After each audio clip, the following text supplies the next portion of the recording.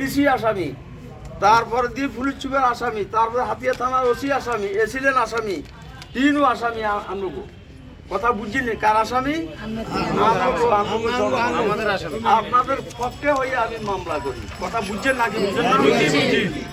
এখন কি আপনাদের এটা সমাধান করা লাগবে না? লাগবে না লাগবে? তো আমরা কাজজন কারো বুঝেছেন? ঠিক আছে, ঠিক আছে। ঠিক আছে, এক কাজটা জমিন ভাইতে হইলে আজ আপনারা ভাইতে হইব। ঠিক আছে, কথা কি বুঝতে পারছেন না? তখনই হাজির হয়ে যাবেন ইনশাআল্লাহ। আর উস্কালি ডাকে লাগবে না ইনশাআল্লাহ। আল্লাহ যদি আমাকে হত যদি বাসা বাকি কাজ যেখানে যেটা করার দরকার সেটা করি সাহায্য দেবো ইনশাআল্লাহ। আমি আবার পৌরসভার সাংগঠনিক সম্পাদক বিএনপির এমন কোনো উত্তোলা নাই আমার সামনে খাওয়ানোর জন্য, সেটা আপনাদের জন্য করা উচিত। কথা কি বুঝছেন নাকি বুঝেন না? পৌরসভার 3 জনের 9টা ওয়ার্ড আমার অধীনে।